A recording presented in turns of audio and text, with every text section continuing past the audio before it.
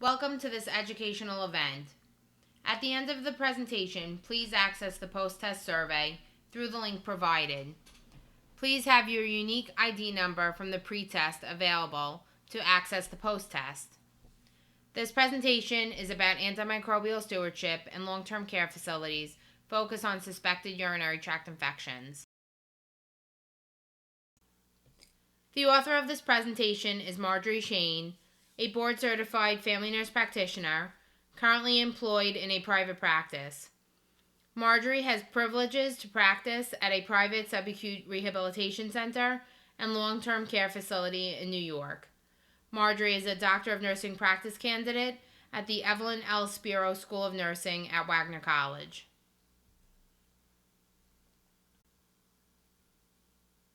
I have no conflicts of interest to disclose.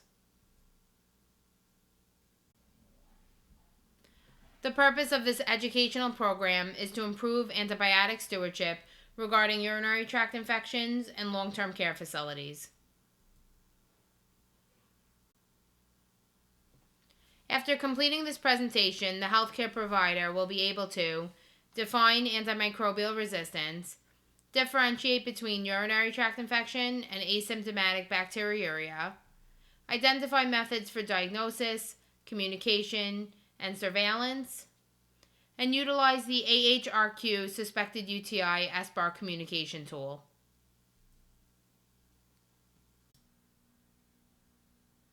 Antimicrobial resistance has been found in all regions of the world. With modern travel, resistant organisms can easily spread across borders and continents. Fighting this threat is a public health priority. Antimicrobial resistance requires a collaborative global and local approach to detect, prevent, and respond to these threats. I would now like to define a few important terms that you will encounter when you are dealing with resistant organisms. Antibiotic resistance occurs when bacteria change in response to the use of antibiotics used to treat bacterial infections, rendering them ineffective.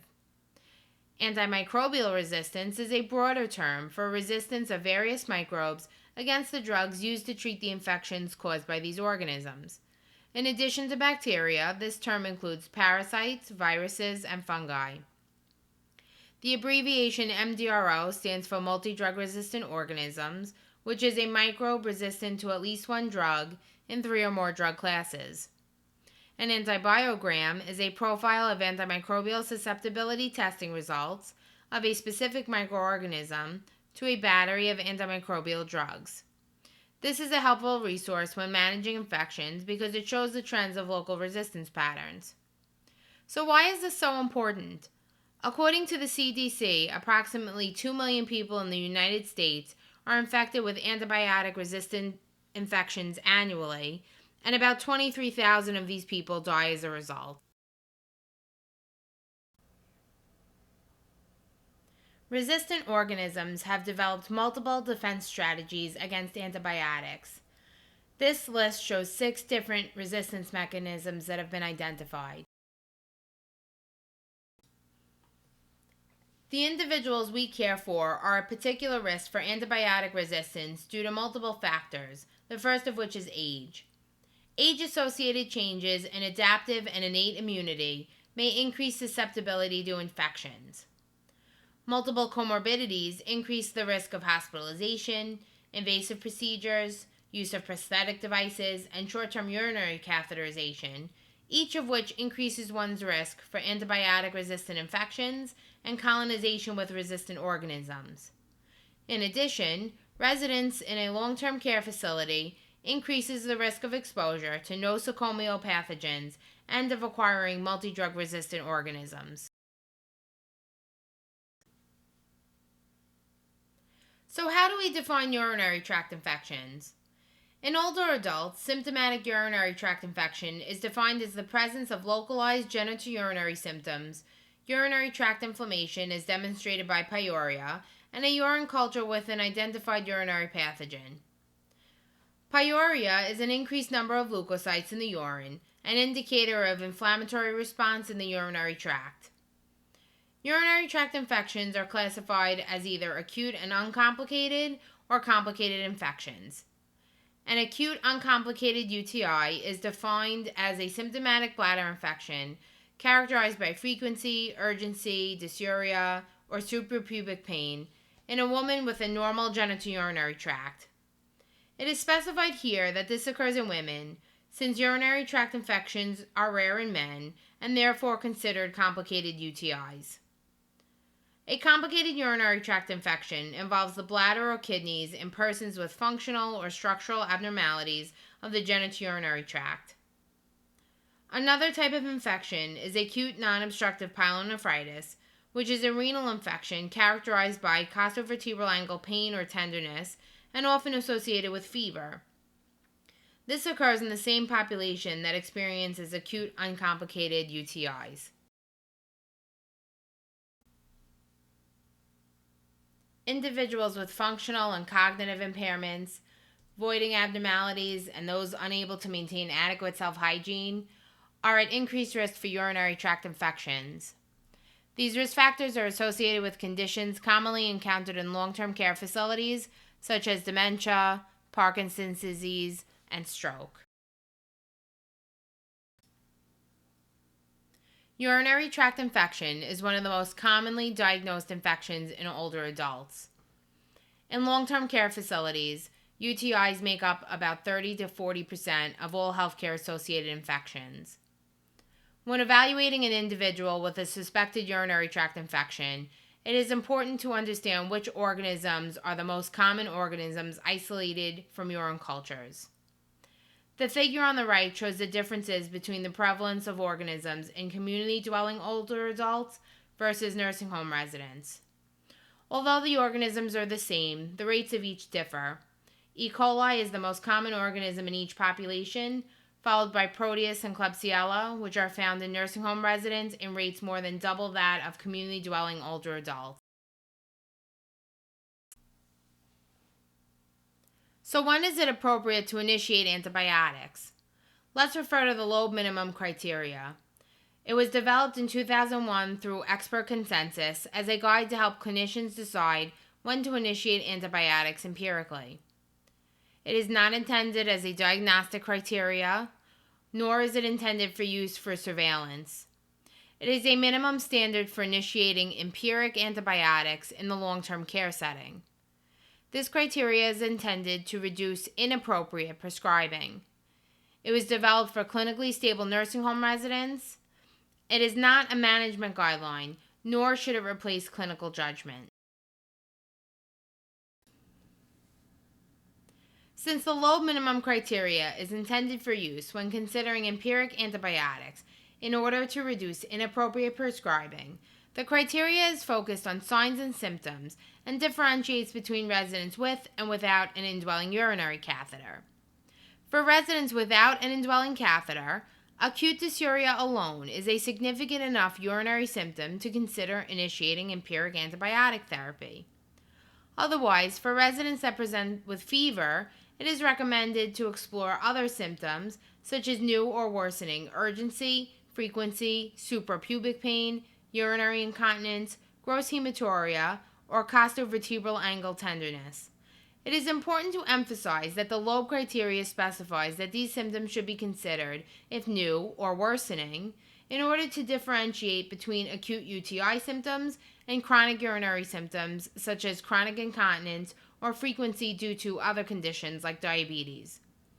In residents with an indwelling catheter, at least one of the following should be present: fever, new costovertebral angle tenderness, rigors, or new onset of delirium.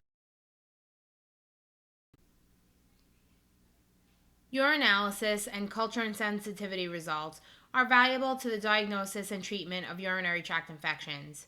UA with culture and sensitivity should always be obtained when evaluating symptomatic urinary tract infections in order to identify the causative organism and aid in selecting an appropriate antibiotic. In addition, although the UA-CNS alone is not helpful in defining urinary source for symptoms due to a low positive predictive value, it has a high negative predictive value and is valuable in excluding a urinary source as a cause of fever and effectively rules out bacterial UTI. So if it's not a symptomatic UTI, then what is it? Let's now define asymptomatic bacteriuria, which is the presence of bacteria in the urine in quantities of 100,000 colony-forming units per milliliter or more in 2 consecutive urine specimens in women or 1 urine specimen in men in the absence of clinical signs and symptoms suggestive of a UTI. In this context, the term asymptomatic includes bacteriuria in the presence of nonspecific and non-urinary symptoms, such as malaise, fatigue, and change in functional status. Similarly, colonization occurs when organisms are present in the urine but are causing no illness or symptoms. Depending on the circumstances, significance is variable, and the patient often does not require treatment. This table shows prevalence rates for multiple populations with the lowest prevalence rate at the top. As you can see, elderly individuals in long-term care facilities have a prevalence of bacteriuria more than double that of community-dwelling older adults. In addition, use of a long-term catheter is associated with bacteriuria virtually 100% of the time. This is due in part to the biofilm, which develops in chronic indwelling catheters. The organisms that live and grow in the biofilm often outnumber that which are found in the urine and are indicative of the environment of the catheter, not the person's urine itself. It is important to understand that antibiotics prescribed for bacteriuria in asymptomatic patients is one of the leading causes of unnecessary antibiotic prescriptions, as positive cultures often serve as a trigger for unnecessary prescribing of antibiotics.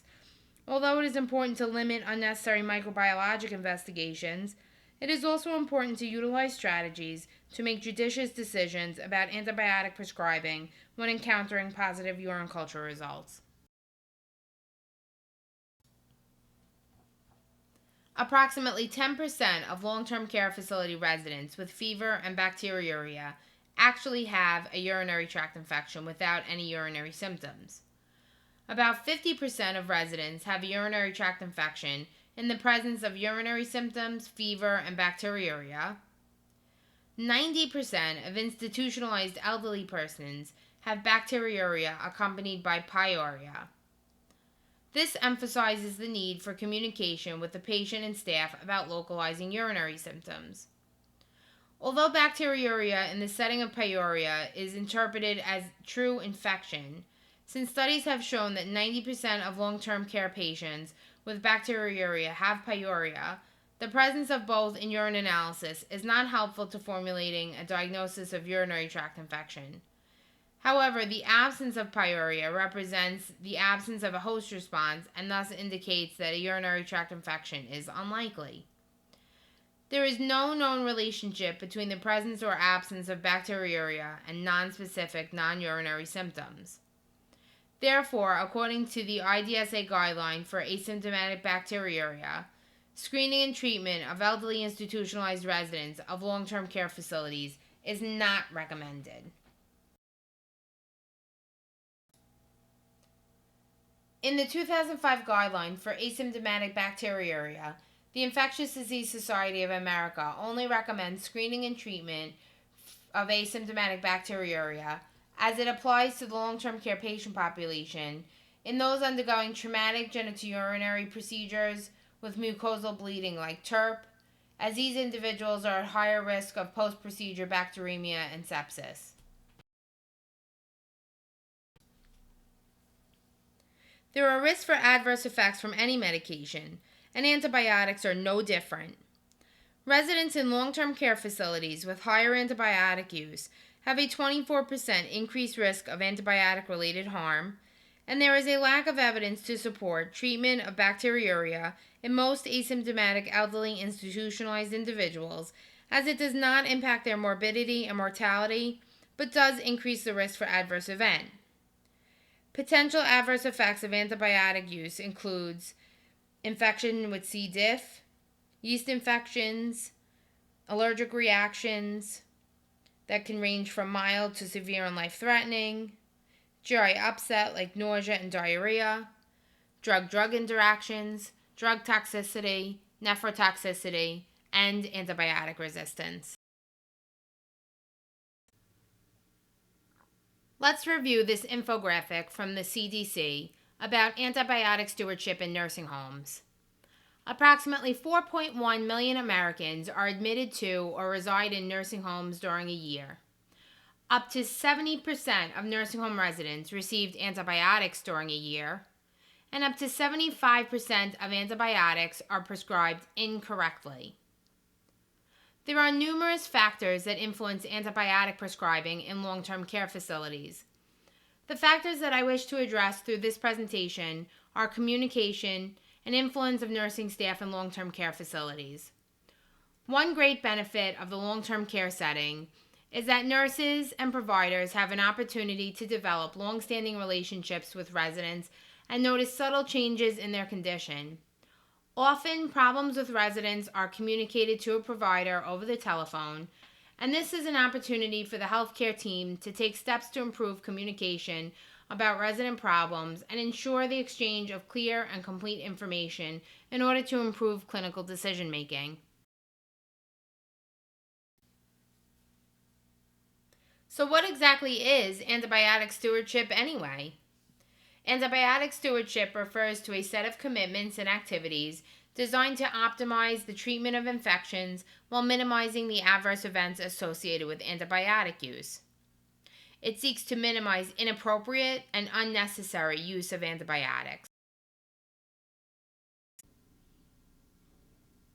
The CDC's core elements for antibiotic stewardship in long-term care facilities include leadership commitment, accountability, drug expertise, action, tracking, reporting, and education. Antibiotic stewardship is a team effort. As of November 2017, CMS requires all long-term care facilities to establish an antibiotic stewardship program. So who's on our team? Everyone. It is the responsibility of all parties involved to be antibiotic stewards to ensure the best care and outcomes for our long-term care residents.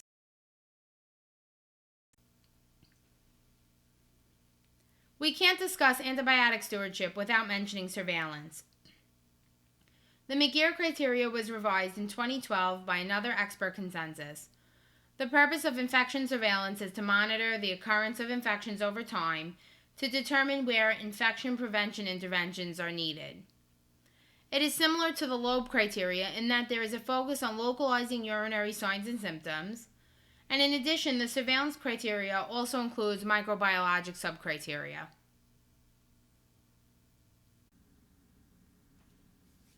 So how can we improve on antimicrobial stewardship in long-term care facilities? We discussed many factors that influence antibiotic prescribing in long-term care. One of those factors is communication. Nursing staff in long-term care facilities build a long-term relationship with the residents and are in a position to see subtle changes in their condition and communicate this with the healthcare provider. The Agency for Healthcare Research and Quality, AHRQ, has developed a tool to facilitate gathering critical information by nurses to communicate to prescribing clinicians. The Suspected UTI SBAR tool is intended to enhance communication and provide guidance regarding managing potential urinary tract infections and indications for ordering urine analysis and cultures. The SBAR communication method has been shown to improve communication by addressing the specific types of information that clinicians are likely to need for decision making. Why should we use the Suspected UTI SBAR tool? You have already heard that urinary tract infections are one of the most commonly diagnosed infections in long-term care facilities. Since it can be difficult to differentiate between a UTI that requires an antibiotic prescription and asymptomatic bacteriuria, which does not require antibiotics and should not be treated, the Suspected UTI SBAR tool aims to help prescribing clinicians make this differentiation. Let's briefly review the 4 sections of the Suspected UTI SBAR tool. In the first section, the resident identification is provided. The nurse and healthcare provider involved are identified, which establishes accountability, a CDC core element of antibiotic stewardship. Next, the situation is addressed. I am contacting you about a suspected UTI for the above resident, along with the individual's recent vital signs. In the second section of the SBAR tool, the background section, the nurse is prompted to communicate supporting background information, including active diagnoses or other symptoms, especially bladder, kidney, and genitourinary conditions, along with whether the resident has an indwelling urinary catheter, is on dialysis, is incontinent, and whether the incontinence is new or worsening. This section also addresses whether the resident has any advance directives that would limit treatment, any medication allergies, and whether the resident is on warfarin.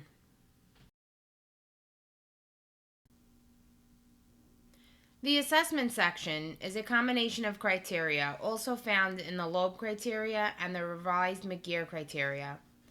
Since evaluating suspected urinary tract infections is focused on localizing urinary symptoms, the use of these criteria are important to properly evaluate suspected urinary tract infections and avoid unnecessary treatment of asymptomatic bacteriuria. There is also a section to specify whether nursing home protocol criteria are met and suggests to consider a UACNS or an antibiotic. If nursing home criteria are not met, the resident likely does not need an immediate prescription for an antibiotic, but may need additional observation. What I want to emphasize here is that this assessment portion is not only a guide for nursing staff, but also for clinicians themselves. Since we want to build better communication between clinicians and staff nurses in long-term care facilities, using this tool creates a standardized method not only for giving information to the healthcare provider, but used by the provider. They can retrieve information in a clear, concise, and consistent manner. When we communicate consistently in a standardized manner, it can help to build positive communication routines and improve awareness on both sides as to what information is truly pertinent to the situation.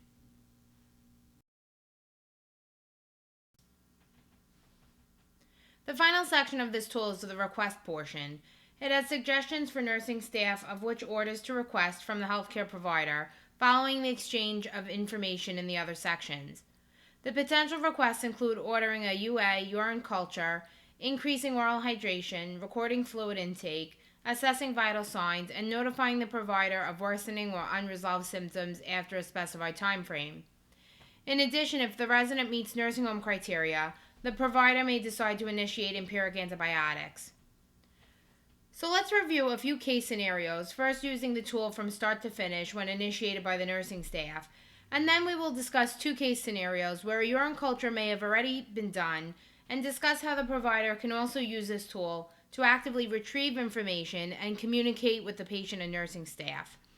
In these case scenarios, the information discussed will be correlated with each section of the SBAR tool and identified by the corresponding letter. Case scenario number 1. Mrs. H is a 67-year-old female post-recent CVA. She is doing well overall and reports to her nurse new urinary symptoms. The nurse contacts you to discuss suspected urinary tract infection. Mrs. H's vital signs are as follows: blood pressure 110/72, heart rate 78, respiratory rate 16, temperature is 98.7 degrees Fahrenheit. The nurse reports to you that Mrs. H complains of new onset dysuria and frequency. Mrs. H has mild left-sided hemiparesis, does not have an indwelling urinary catheter. She is not on dialysis, does not take warfarin, has no known drug allergies, and does not have any advance directives limiting treatment. She reports that her mild urinary incontinence is no worse than normal. Mrs. H is afebrile and hemodynamically stable. So let's look at the assessment section of this tool for residents without an indwelling catheter.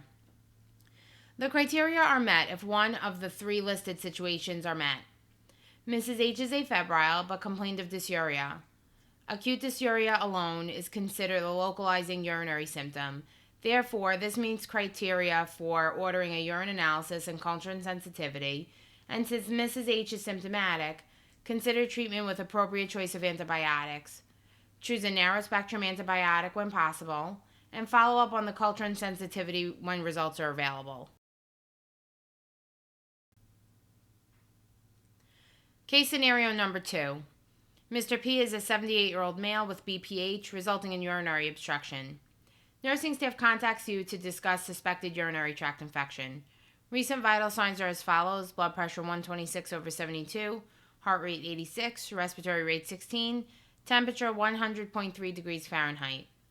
The nurse reports that Mr. P complains of chills, new back pain, and has a fever. Mr. P is morbidly obese and has a chronic indwelling urinary catheter. He refuses any other workup or treatment for urinary obstruction. Mr. P is not on dialysis, has no advance directives limiting treatment, does not take warfarin, and has no known drug allergies. Since Mr. P has a chronic indwelling catheter, let's refer to that portion of the assessment section. In residents with an indwelling catheter, the criteria are met to initiate antibiotics if one of the following signs and symptoms are selected. Mr. P does have a fever. He complains of new flank pain and also complains of chills. Since he has symptoms, this case also meets nursing home criteria. Ordering a UACNS is indicated for this resident. And since Mr. P most likely has a symptomatic and complicated urinary tract infection, treatment with antibiotics would be indicated as well. And again, choose a narrow spectrum antibiotic when possible. So let's follow up on this case. After about 3 days, you receive the results of urine culture and sensitivity, and Mr. P's urine result shows Proteus mirabilis greater than 100,000 colony-forming units per milliliter and is sensitive to the narrow-spectrum antibiotic that you prescribed. He is clinically improving on the antibiotic. Let's complete the course of this treatment.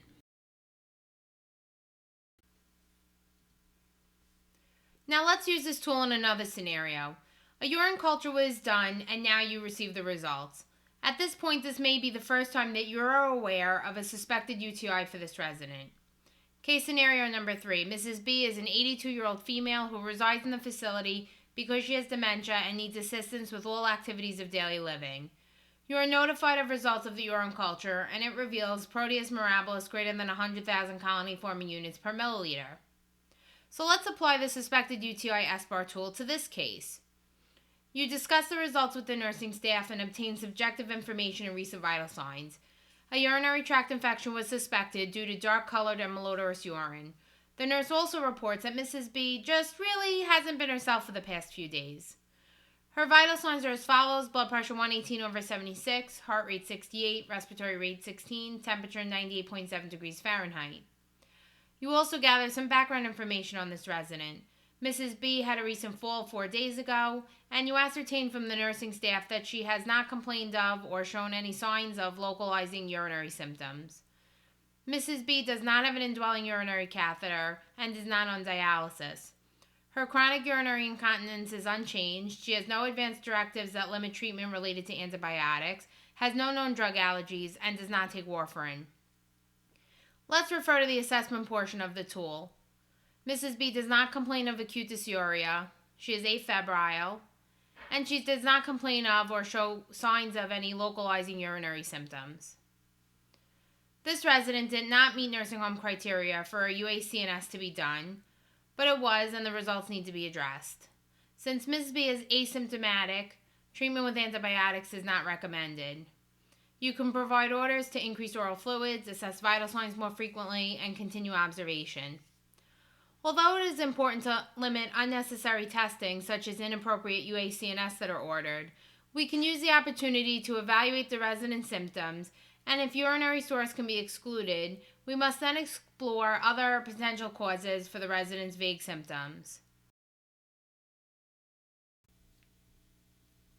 Case scenario number 4. Mrs. K is a 78-year-old female with neurogenic bladder and a chronic indwelling urinary catheter. A UACNS was sent to the lab.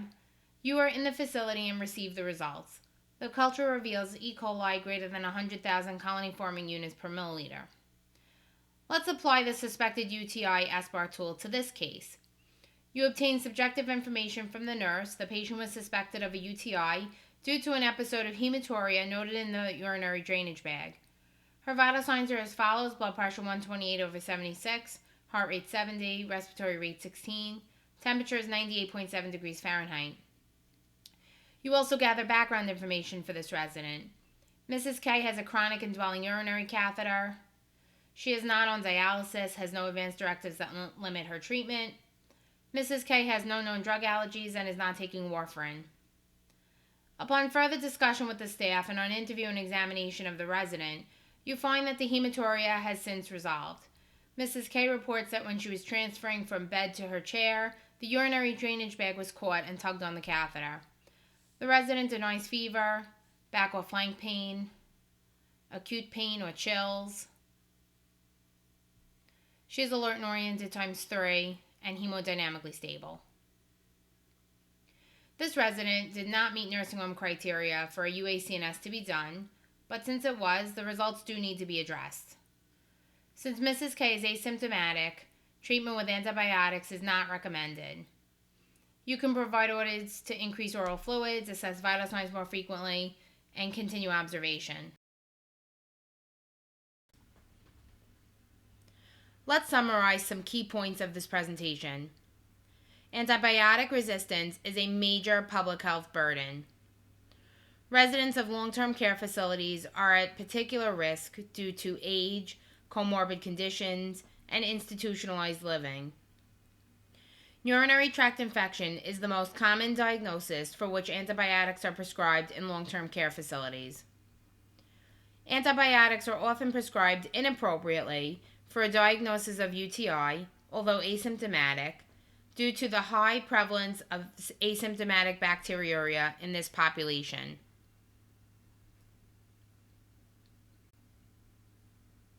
Current guidelines recommend against screening and treatment of asymptomatic bacteriuria in elderly institutionalized persons, as there is a lack of evidence of improvement of morbidity and mortality and increases the risk of adverse events due to antibiotic use. Antibiotic stewardship refers to a set of commitments and activities designed to optimize the treatment of infections while minimizing the adverse events associated with antibiotic use. Stewardship strategies include use of established evaluation criteria, surveillance criteria, and improved communication with the patient and interdisciplinary team. Antimicrobial stewardship is the responsibility of all healthcare personnel, as it is imperative to patient safety and quality care.